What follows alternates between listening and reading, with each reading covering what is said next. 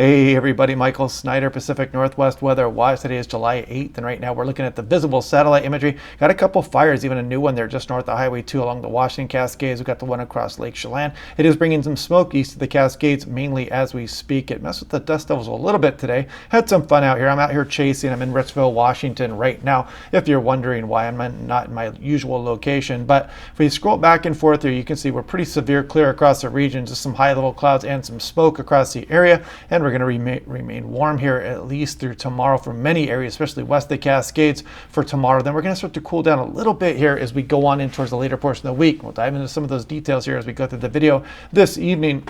Taking a look at the National Weather Service, the warnings map here, again, kind of looks like a pink fruitcake nightmare thing going on out here, and it looks like there's some evacuation warnings or whatnot across Northern California. I don't know what that's about yet. I'll do a California briefing here next, so check on the California Weather Watch page if you want to know more about that. I'll take a look into it. And you can see here we've just got excessive heat all over the place. We got records falling all across the Pacific Northwest here. Pretty epic heat wave here across the region, and red flag warning will continue for Tuesday here for west slopes of the Cascades of Washington here, and I believe this is for above 1,500 feet there, but heads up here for this activity. You guys know how warm it is, and we're pretty dry across the area as well. Now, high temperatures for tomorrow. I believe this is for high temperature Tuesday. It is, yes. So look at Tacoma 96, Olympia 98, Chehalis 98 as well. And you can see very warm North Bend, Washington 97. Look at Eatonville 97, White Pass 89, Randall down there at 98. Some pretty impressive temperatures out there. Looking at Seattle, so the record high was 95 set back in 2010. We hit that, we tied it today. So that's two records in a row now, 93 yesterday, 95 today, and we're going to be shooting for it again tomorrow, probably the warmest day. And I have a pretty good feeling we're going to break that record as well. So three straight record highs most likely incoming. No precipitation to speak of just yet. We'll take a look at the extended forecast to see if we have any rainfall on our way also. So again, you can see Seattle tied that at 95. The weather forecast office there up by Lake Washington, 91 record high temperature. Quileute 87 checking in. That kind of decimates that old temperature set back in 1968 by 5 degrees. Olympia checking in at 99, actually blowing away their temperature record high back in 2010 there. So interesting stuff. And this was the previous day here, 92 for Seattle. The previous record was, I believe, no, that was actually for the weather forecast office. Yes, it was 92 there. So the previous record was 89 on the day before. So this is for yesterday for SeaTac, 93. The old record was 90. So kind of beat that one by quite a bit there. And Olympia also set a record high. Look at Portland, Oregon. 102, blowing away that record in 1952. Vancouver, Washington with the record. Hillsborough, Salem, Eugene, amazing 105 degrees, smashing that record set back in 1905. And this is for Medford, Oregon, 107, crushing that old record set back in 1952. And if you go east of the mountains as well, we're setting record highs over here also. Dallasport, 108, Redmond, 104, and 105 in Hermiston, Oregon today. And this is that Tempest weather map here. So this is a pretty fun map to look at. You can click on any of these individual locations and check out what is going on at each individual station here as well. And you can click on everybody's individual station as long as they leave it public here, and you can kind of check out the temperature graphs that it builds in. You can customize these graphs and whatnot. So it's very fun to watch. You can see the several highs temperatures here over the last few days here near Ritzville, Washington, today being the warmest and probably even a little bit warmer tomorrow.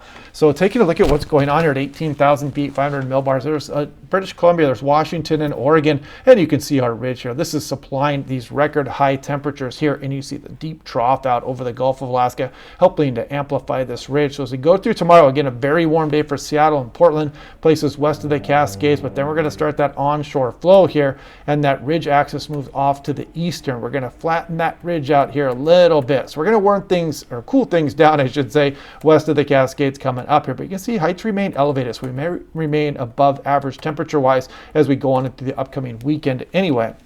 Now, taking a look at what's going on, thermal trough. If you've been watching the channel the last few days, you've been hearing me talk about this a bit. A very subtle feature that will be hanging with us tomorrow. But as that ridge moves off to the east, so does that thermal trough here. And then we get the high pressure building back across the ocean. So we start to bring things back more of an onshore flow a little bit here. So we're going to start to cool things down as we go towards the weekend. Now, taking a look at the GFS, we can look a little bit off into the extended forecast. This is the 18Z run. There is our ridge. You can can see it shift mainly east here as we go on in through Wednesday. We flatten out here and we kind of cool things down. And then you can see that ridge just kind of hanging out across the Intermountain West as we go through the upcoming weekend here.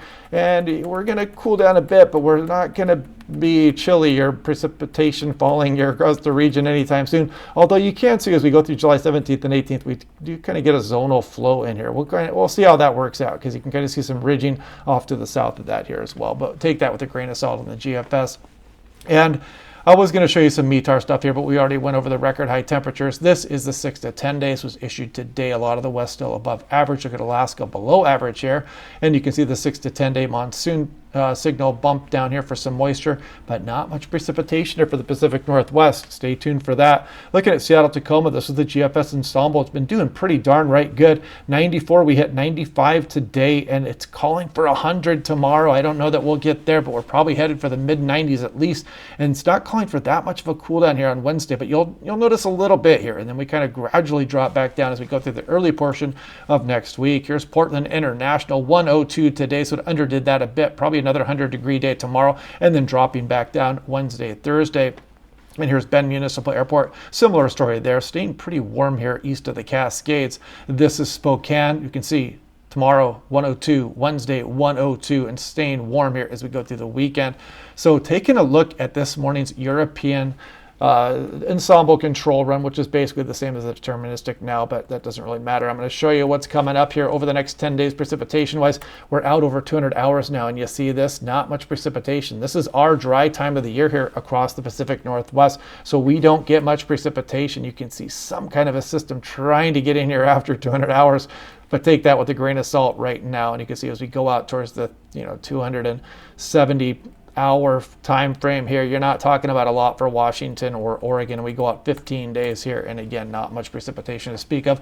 We'll continue to watch that, and I'll be the first to notify you if we do have any systems headed our way. So we'll be watching that one through the extended forecast.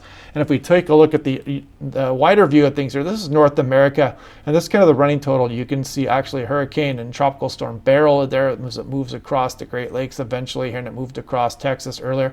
But look at this as we go out 10 days on the deterministic. Not a drop of precipitation for Seattle or Portland or Spokane or Bend or the Oregon coast or whatever. You can see that storm track well up north here across Alaska, southeast Alaska here, but not for Washington, Oregon, and really not for much of British Columbia as well.